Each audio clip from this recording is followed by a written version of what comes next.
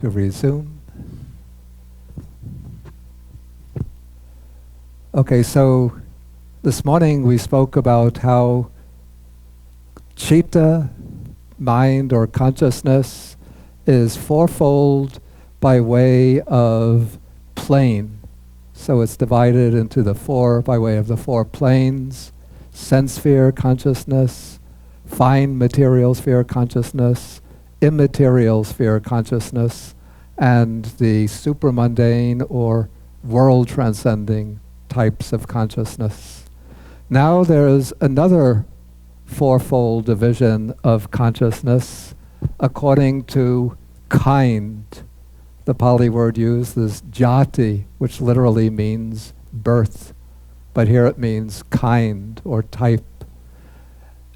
And this is by way of the unwholesome, the wholesome, then resultant, and functional. The resultant I have here divided into two subordinate kinds: unwholesome resultant and wholesome resultant. But this means the consciousness which is the result of the unwholesome, and consciousness which is the result of the wholesome. But the resultant consciousness is neither itself, it's neither wholesome nor unwholesome. It's neither wholesome nor unwholesome. Technically, it's said to be abhyakata, which means indeterminate, not determined as either wholesome or unwholesome. But wholesome states of consciousness will produce certain results, which are called wholesome resultants, resultants of the wholesome, and unwholesome states of consciousness will produce certain results, which are called unwholesome resultants. This means results of the unwholesome. But all the resultant states of consciousness are abhyakata, indeterminate, neither in themselves, neither wholesome nor unwholesome.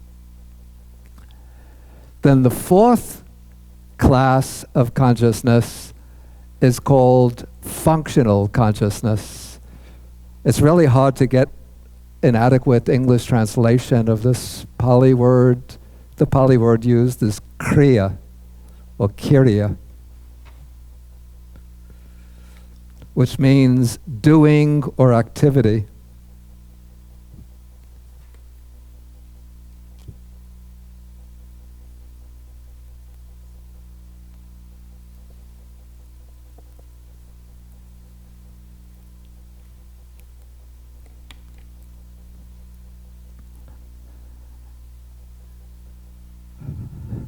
And this functional type of consciousness is of two kinds, two subordinate kinds.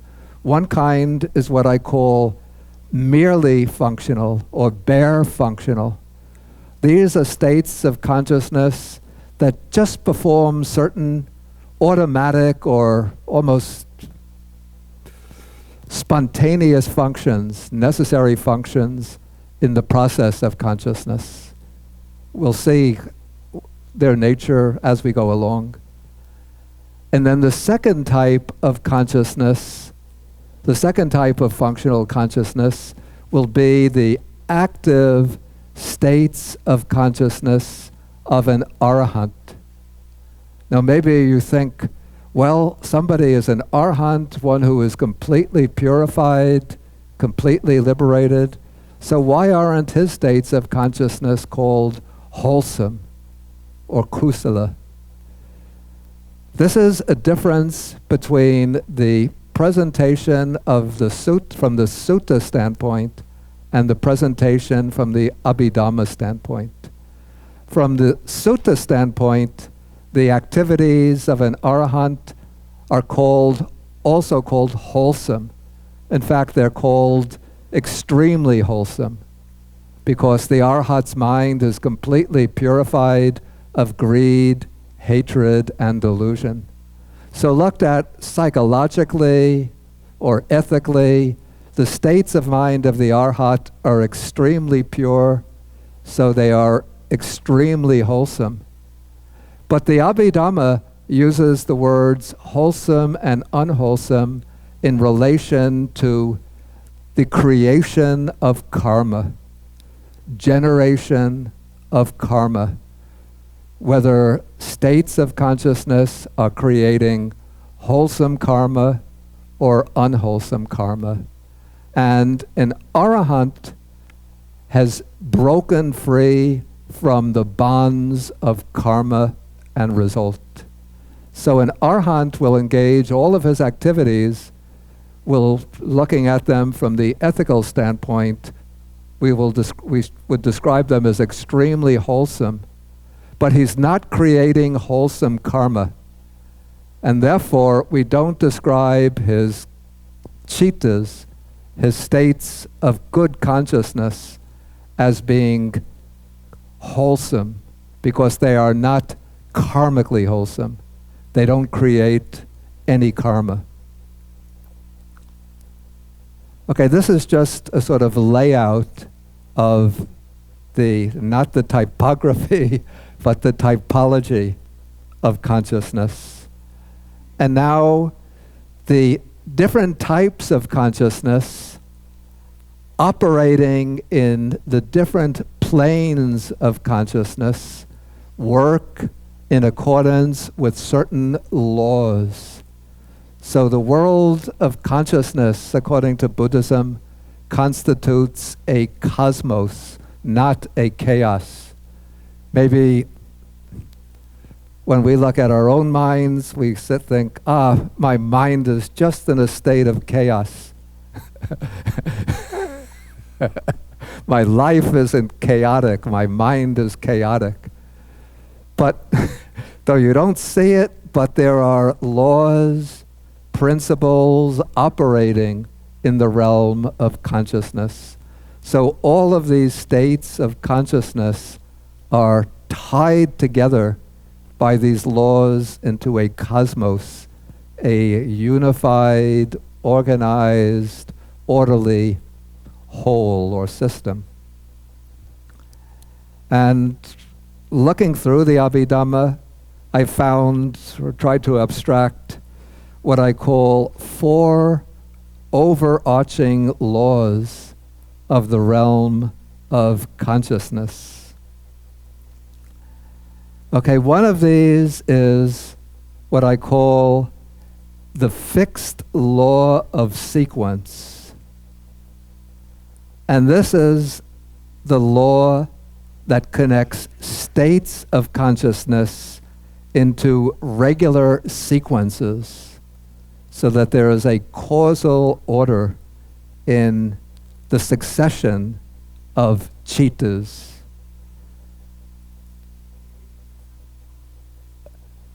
Okay, there's a law that connects states of consciousness into regular sequences, so that states of consciousness don't just follow one another at random, but there is a certain fixed order in which chittas arise and follow one another. And this sequence that they follow is called, in the Abhidhamma text, it's called the cognitive process. The Pali expression, very important, it's called the citta viti. Viti originally means an avenue. And so when cars are going down the avenue, they have to go one way in sequence. There's a red light, a green light, maybe a policeman at the corner directing traffic. And so the chittas are like cars on the road, the avenue. They have to follow in sequence.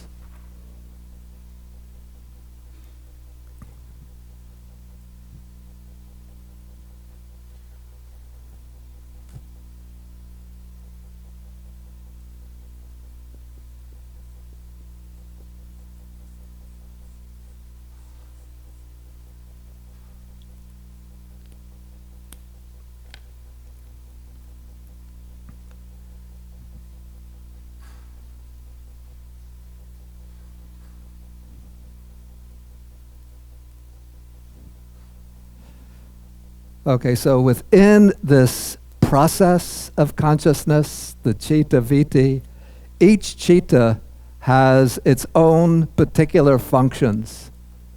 In this way, it's different from cars. Cars just drive down the avenue. But maybe this is like team members working in the kitchen.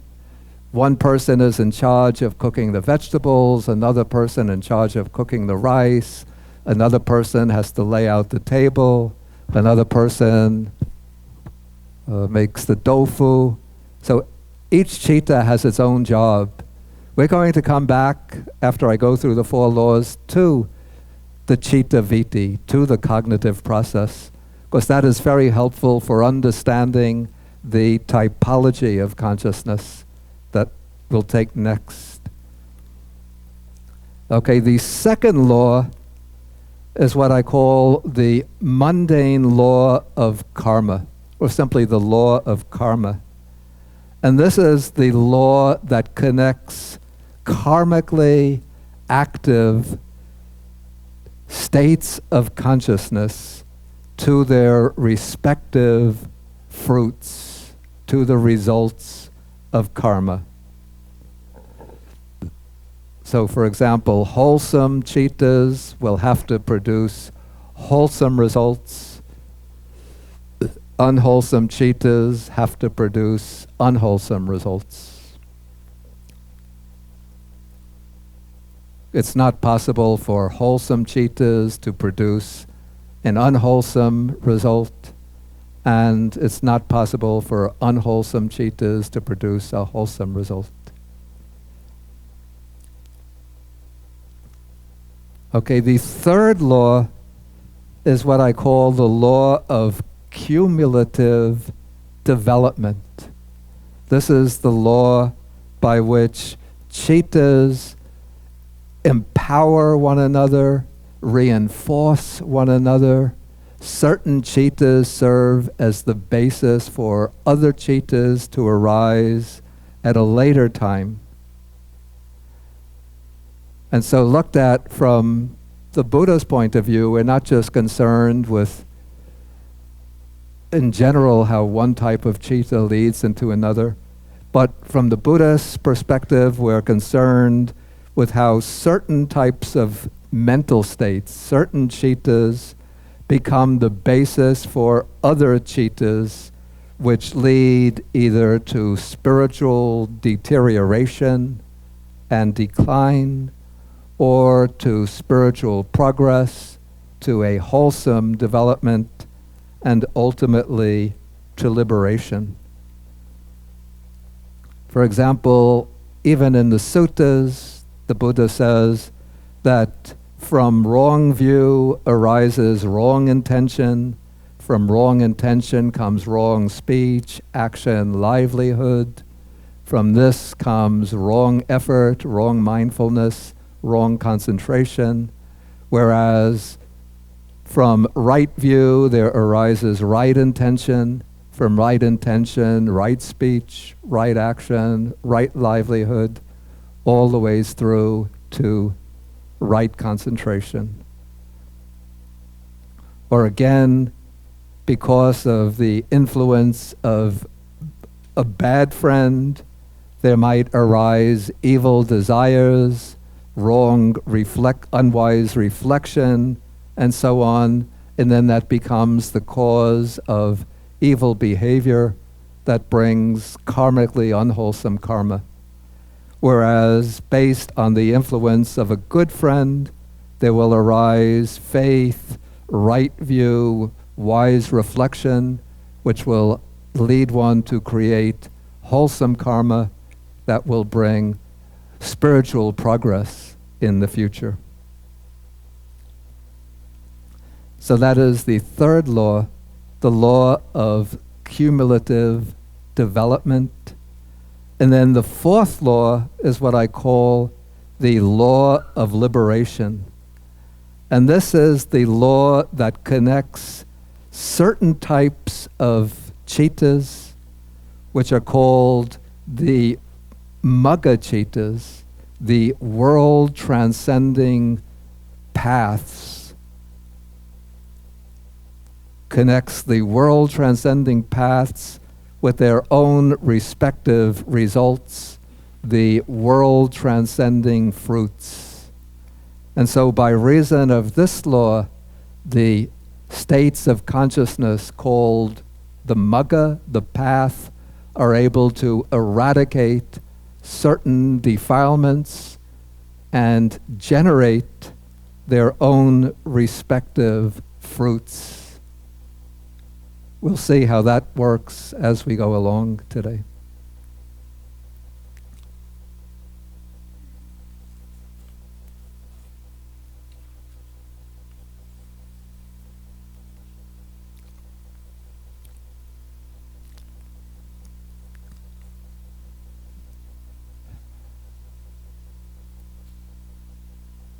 Okay, now I want to look at the sequence. Now I just lost my train of thought.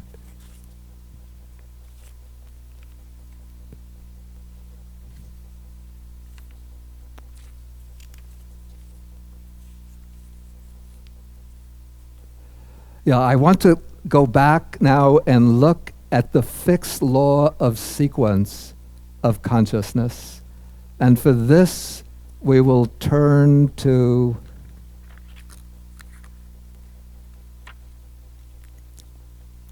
page 155 in the English version of the manual.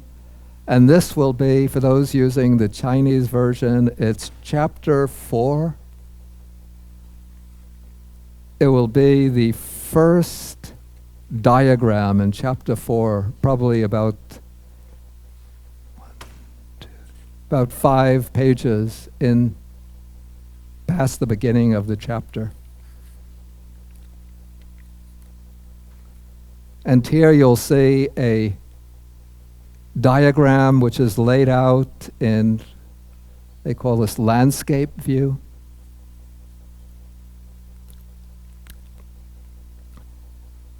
Okay, now, according to the Abhidhamma teaching, there is a kind of consciousness which is always flowing whenever there is no active consciousness occurring. This kind of consciousness is like a stream of individual cittas, individual momentary states arising and passing. And this series is called the Bhavanga Sota, which means the stream of the life continuum. This consciousness is occurring most evidently when we are in a deep dreamless sleep. Then there's no active sense consciousness, no thinking consciousness, but just the Bhavanga is arising and passing away. You see the Bhavanga spelled out in the chart, but I'll write it on the board anyway.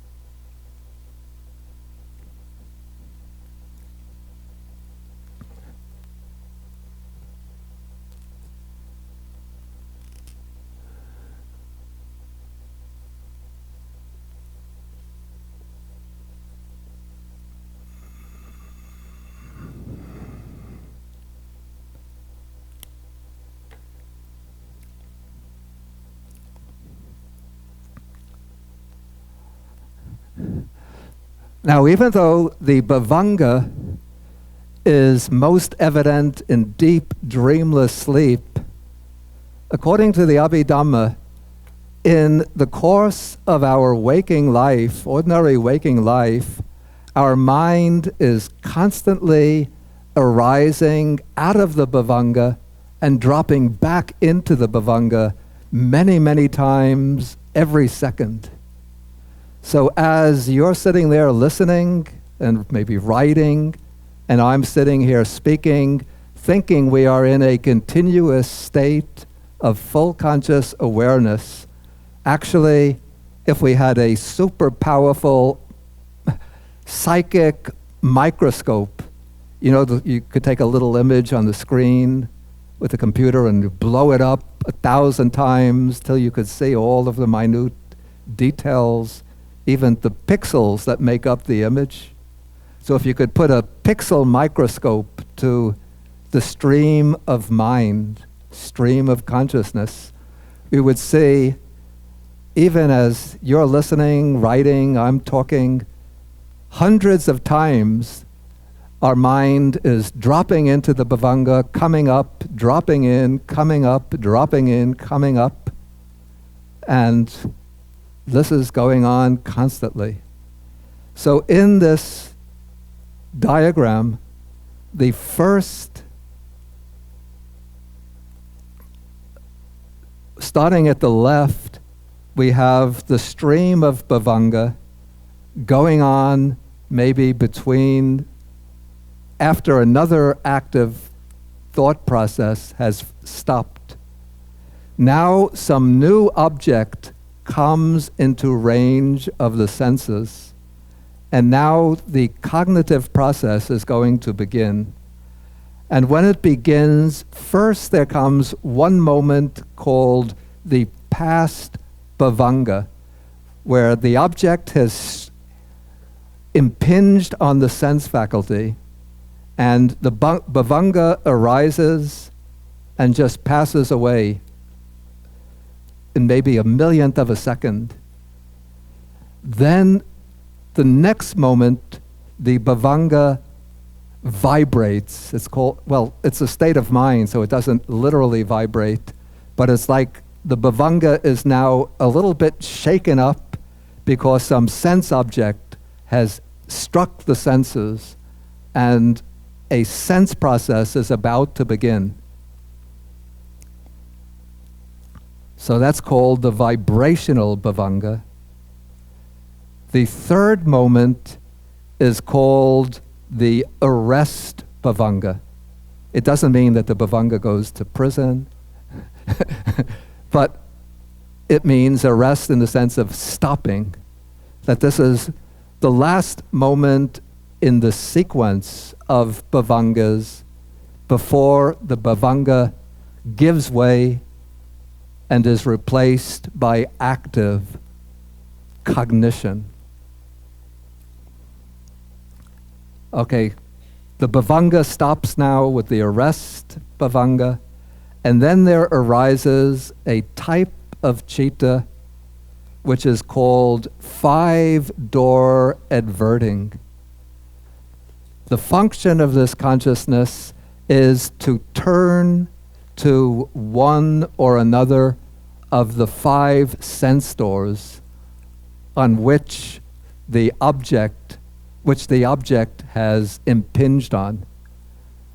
This is analogous to, suppose you have a house with 3 doors. Maybe you have a side door of the kitchen, a back door, and a front door.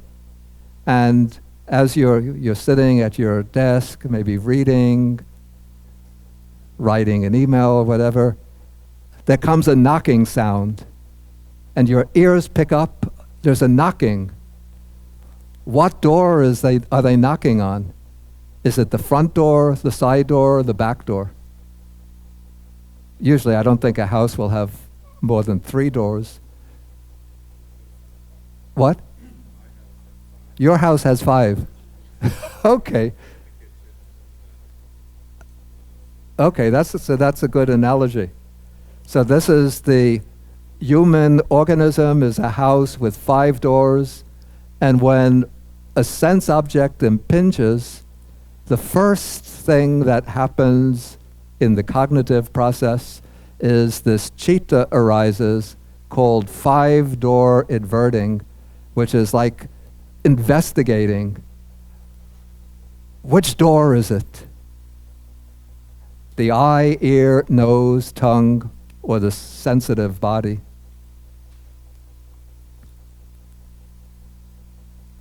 Okay, this is given for an eye process. So after in this case, the five-door adverting will turn to the I, because that's where the object is impinging. Then there arises a consciousness which is called I consciousness, Chakku Vijnana. And this consciousness has the simple function of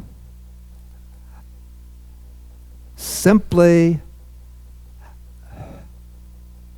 how to put this, simply seeing the object.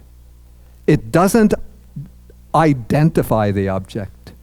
The I consciousness doesn't see this as a cup. The I consciousness, all it does is to take in a colored form, just for one very brief moment, a split second. It just brings in the impression of a colored shape.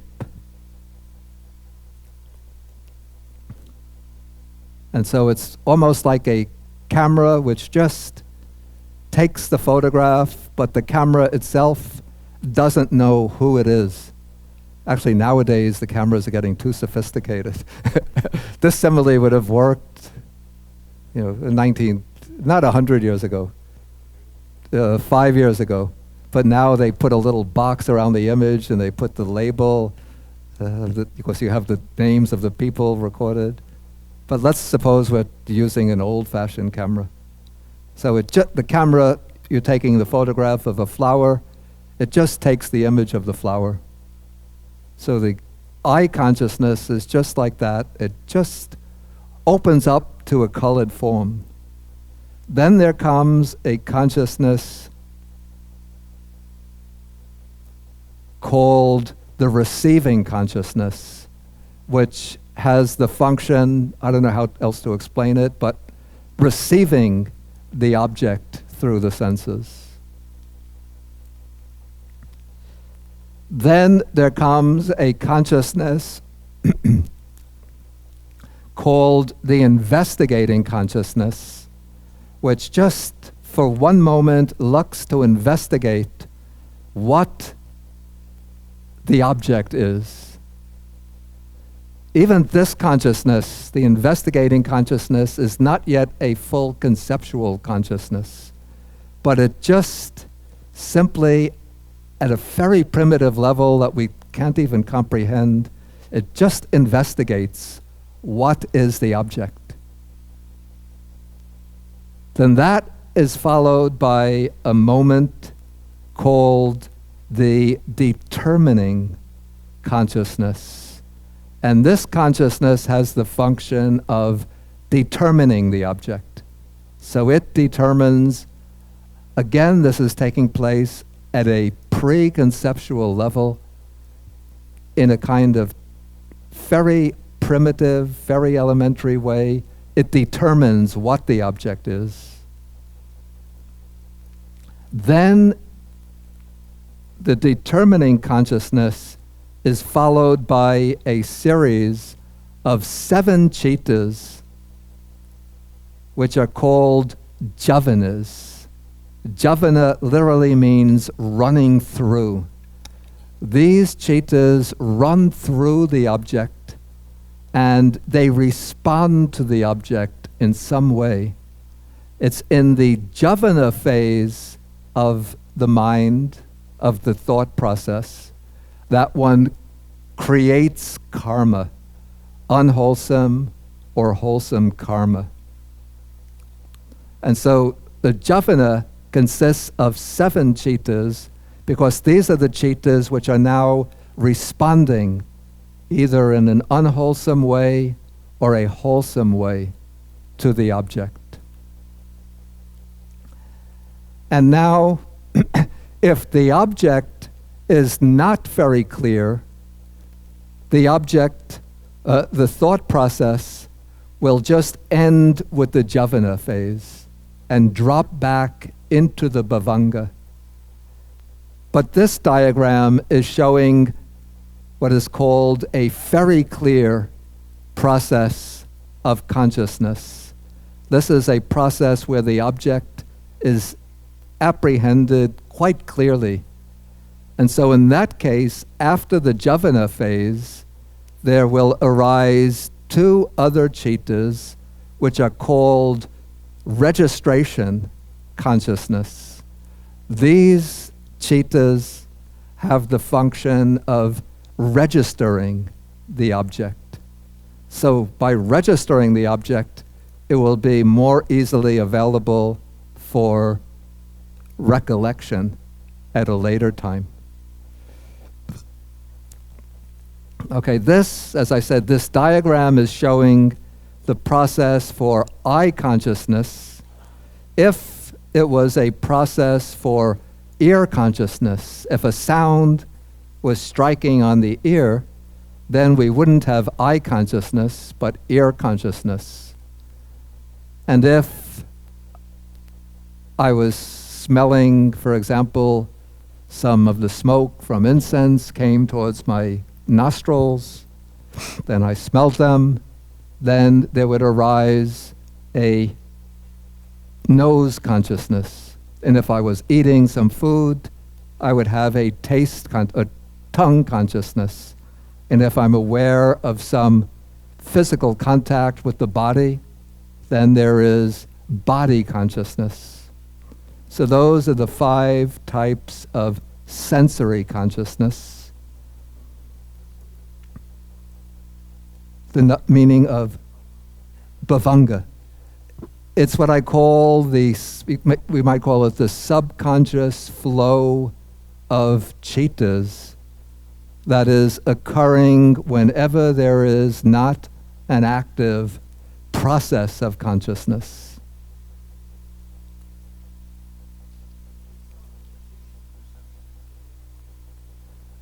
Well, you could say that the whole cognitive process is an active perception, but the registration just, in a sense, has a retentive function. In Pali, it's called tad aramana, which means that object. So it, in a sense, registers or makes more distinct the object of the Javana phase. And so in that way, it makes it more accessible later to memory. Recognition, you see, this is a very primitive type of cognitive process. What we would call recognition in the Abhidhamma viewpoint is the end product of a whole complex series of cognitive processes. Now, usually, if there's a very clear sensory object occurring in this type of process, it will be followed by another process that occurs at the mind door. And we have a little diagram of this.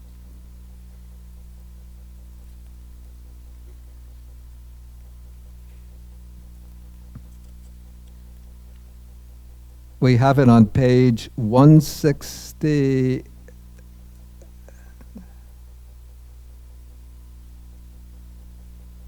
Yeah, 166. This is table, for those using the Chinese version, it's table 4.3, chapter 4, the third table.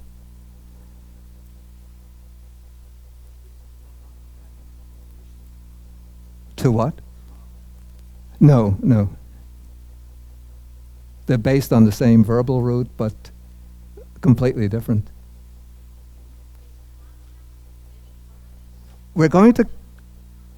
I think it's better to keep questions suspended because they'll...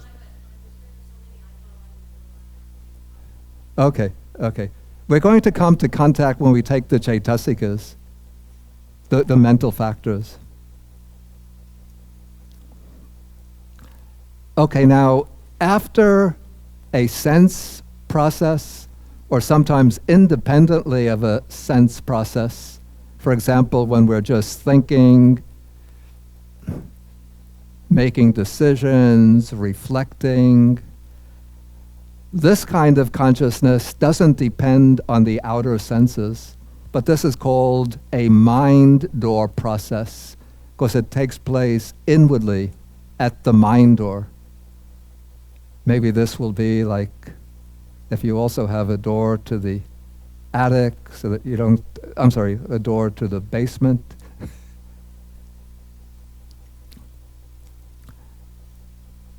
Okay, so here one goes from, I'll have to explain what the abbreviations are here. Here we have the past moment of bhavanga, that's the B. The past moment goes by. Then there comes a vibration as some mental object is entering into the mind, or as the mind is turning over the sense object that was previously experienced. So there comes a vibration of the bhavanga. Then A is the arrest, the stopping of the bhavanga. Then there comes something called the mind door adverting consciousness. This is a consciousness that turns to the object being entertained inwardly by the mind. It's like the counterpart of the sense consciousness, but it just takes place at the mind door. So one turns to the object and identifies it inwardly within one's mind. Then that is followed by 7 jhavanas, the 7 chittas, which respond either in a wholesome or unwholesome way to the object. And then if it's a clear object, there will be 2 moments of registration, 2 chittas that register the object, and then again the mind will fall into the bhavanga and then come out again with the next process, whatever it is.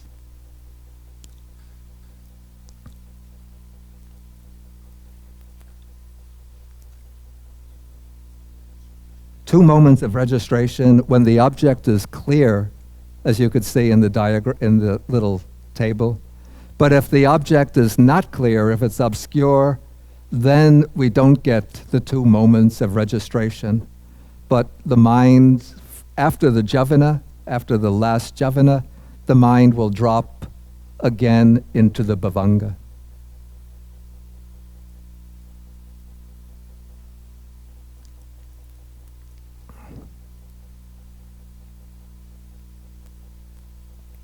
This is pretty difficult, I know.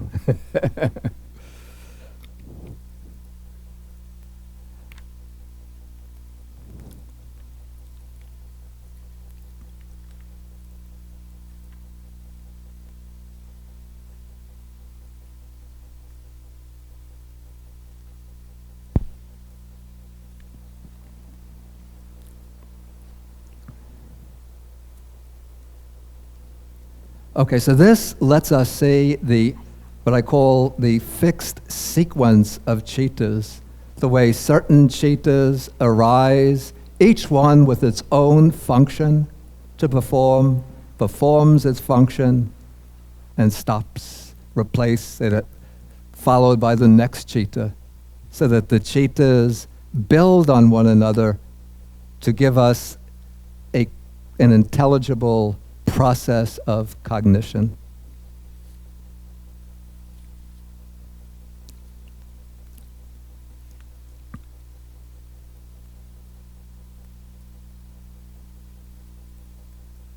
Okay, now we're going to turn to the more detailed study of the typology of consciousness by taking the different types or classes of consciousness as they are analyzed in the Abhidhamma.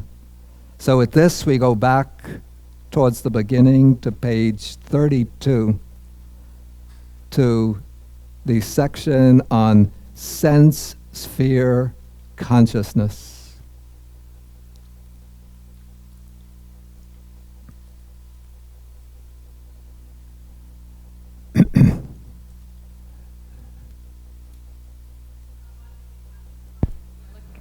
when I look at that last diagram, we look at the stream of bhavanga. I'm thinking about how sometimes a mind can shut down its khandhas, and so I naturally want to associate places where certain khandhas are the.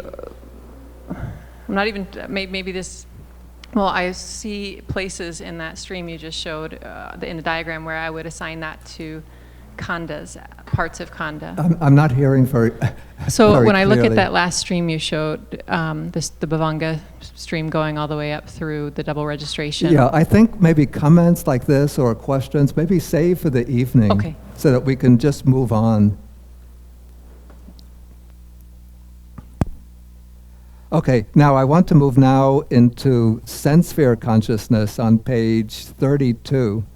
And now the canonical Abhidhamma begins its exposition of consciousness on a bright note by taking first the wholesome states, then the unwholesome states.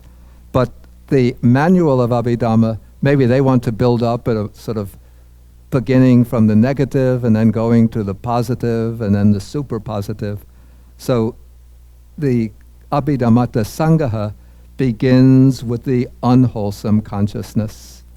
Now, what makes a consciousness unwholesome or wholesome are the presence of certain mental factors which we call mula, which means roots, mula or hetu. The word means roots.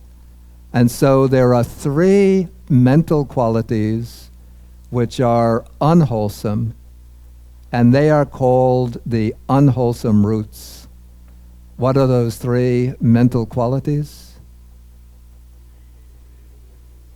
Greed, hatred, and delusion.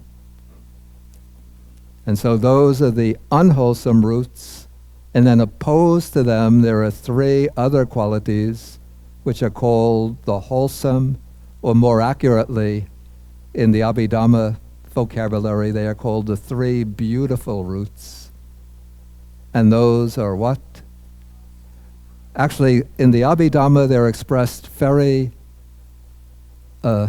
precisely as the negation of the unwholesome roots.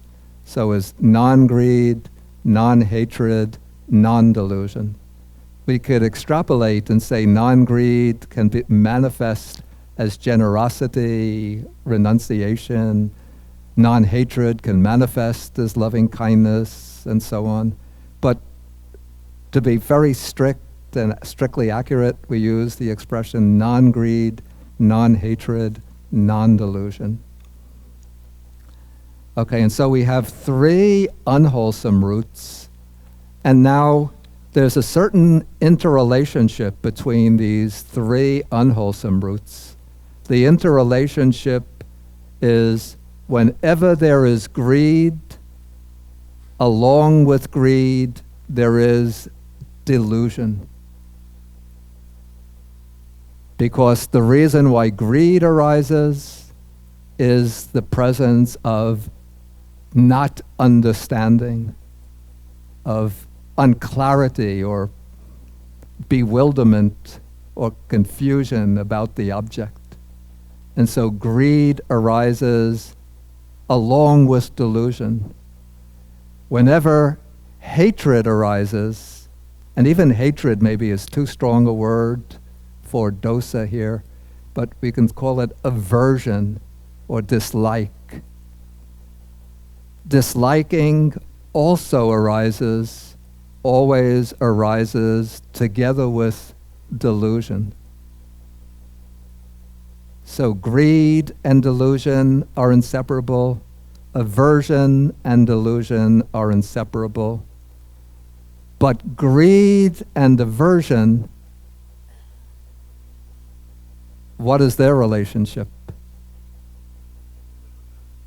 Exactly. They can never occur together because they are opposite ways of reacting to an object. Greed, the nature of greed is to reach out, grasp, and take possession, and to enjoy the object. And the nature of aversion is to push away, to eliminate, or to destroy, or to flee. Okay, so we have chittas, states of mind rooted in greed, chittas rooted in aversion or hatred, and then there are other types of chittas which are rooted only in delusion. And so these chittas, in these chittas, it's said that they are rooted in sheer delusion or simple delusion, because there is delusion present, but not greed, not hatred. And so now the manual of Abhidhamma takes first the chittas rooted in greed, and it divides these or distinguishes 8 types of consciousness rooted in greed. And there are 3, we call them 3, can I use the expression dichotomizing factors? Or maybe more simply, 3 dividing factors, 3 criteria. That's good. Differentiating factors. Factors that serve to differentiate the chittas. One of them is the feeling with which the citta is associated. Remember, feeling is a mental factor, not a citta. Feeling is a chaitasika, a mental factor. But the citta is always accompanied by some chaitasika. The citta is always accompanied by some feeling, either pleasant feeling, painful feeling, or neutral feeling. And so the feeling that arises together with the greed citta can be either pleasant feeling, in which case it's called joy. That's the mind is joyful, uplifted. Wow, I have a nice, tasty drink.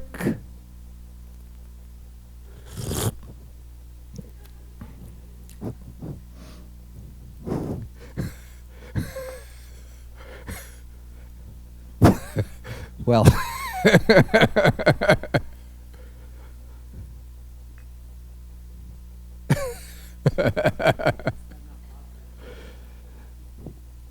just an example.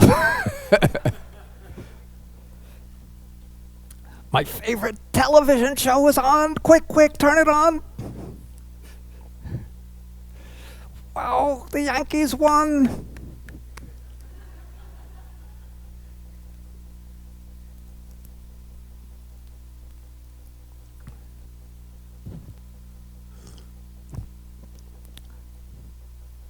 Okay, so one type of feeling that arises with the greedy citta is joy.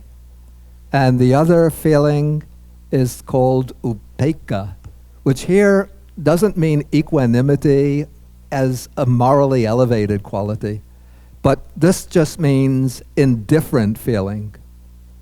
You know, you get something nice, somebody gives you, maybe you wanted a new sweater, so somebody gives you the sweater, but it wasn't exactly the kind that you wanted, but it's still okay. You know, you're happy to accept it, though it doesn't make you feel joyful. And so you take it with a somewhat acquisitive mind, but the feeling is somewhat like indifference. So that is one differentiating factor, is the feeling, whether it's joyful or the feeling of indifference. Here it's translated equanimity, but that could be a little misleading. I think it's better to render indifference or neutral feeling.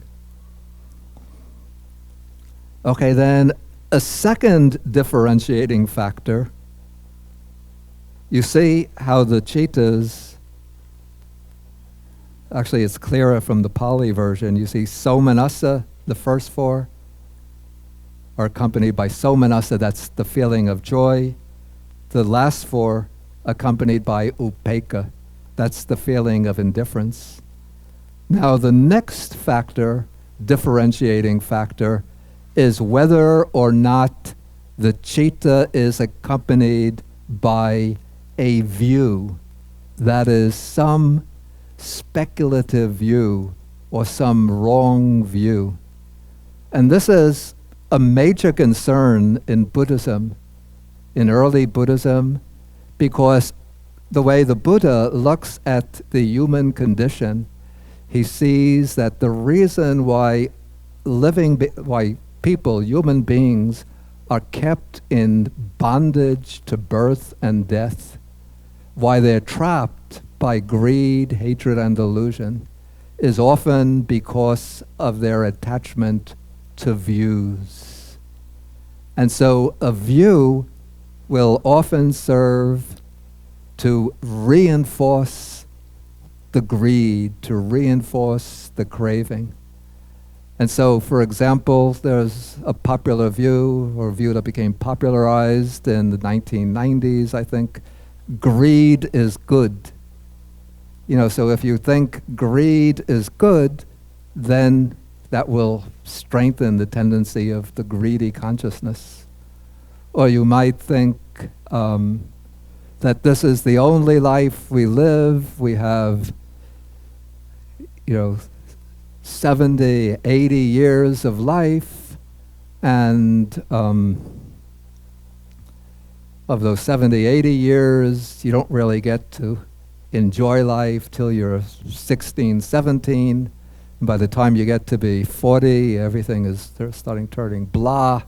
So is between 16 and 40, 45.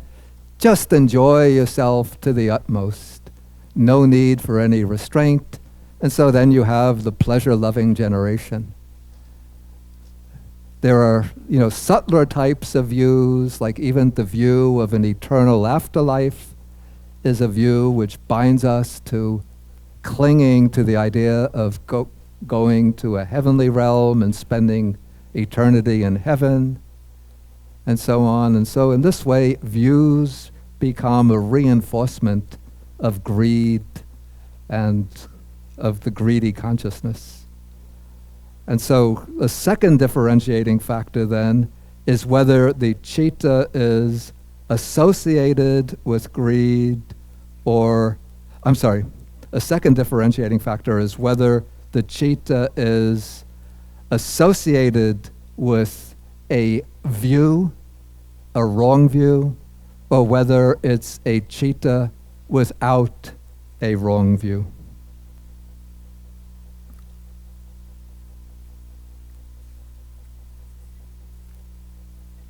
This is the second differentiating factor. The first differentiating factor was whether the citta has a feeling of joy or the feeling of indifference.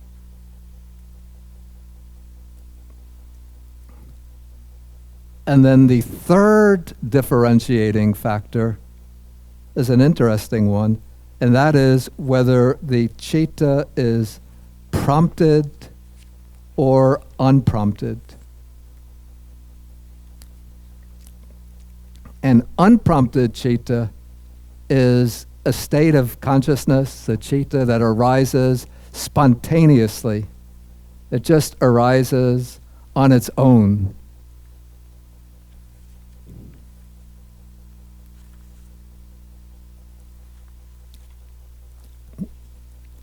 But a prompted citta is a citta that arises through some inducement. It can be an inducement by others. For example, you want to stay home and study the Dhamma, but your friend calls up and says, "Come on, let's go to the dance hall tonight, and we can have some drinks and pick up some chicks and have a good evening. And you say, no, I want to stay home and study the Dhamma. And then your friend says, what are you, a square man? All the guys are going to the dance hall. They're all going to be tomorrow at work, they're all going to be poking, or Monday at work, they'll all be poking fun at you. Come along. And so then he persuades you, tells you how much fun you'll have. So then you think, okay, I'll go. And then you start thinking about having a good time and picking up a nice chick.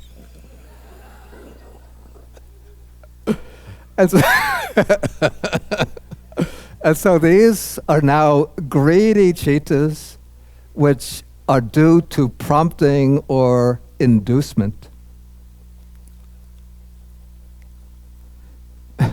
But it's not only inducement by others. It might be the case that, you sitting at home, trying to study the Dhamma, and then there are flashes on the computer screen, free dance or free drinks at the dance hall tonight. Then first you look at it, you think, nah, I want to study the Dhamma. Then you start thinking, this is getting a little dry, this Abhidhamma stuff. Too many cittas and chaitasikas. I need a break. And if I go out, take a little break, then when I come back, then I can really absorb this stuff. And so then you start arguing with yourself, persuading yourself. And then before you know it, shut the book, put on your coat, and out the door and to the dance hall. So those would be greed-rooted cittas, which are prompted by personal inducement, personal prompting. So it can be either through the influence of others or through one's own deliberation that one then decides to act, or one gives rise to states of mind rooted in greed.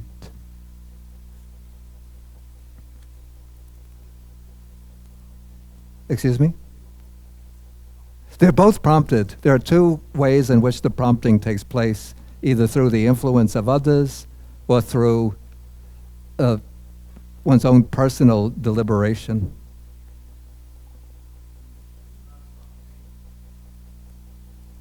Excuse me? No, the prompted citta and the spontaneous citta are the opposites. So we call spontaneous or unprompted, and the other is prompted.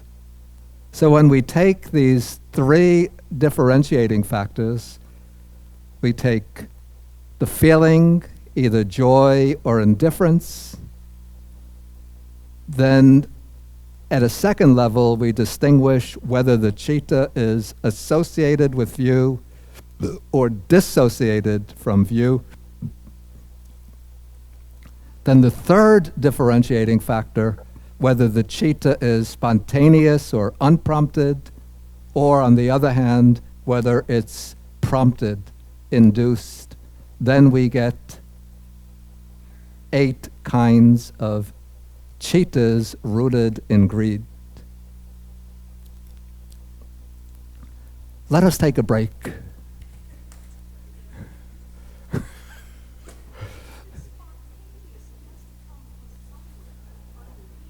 Well, it comes from one's own impulse.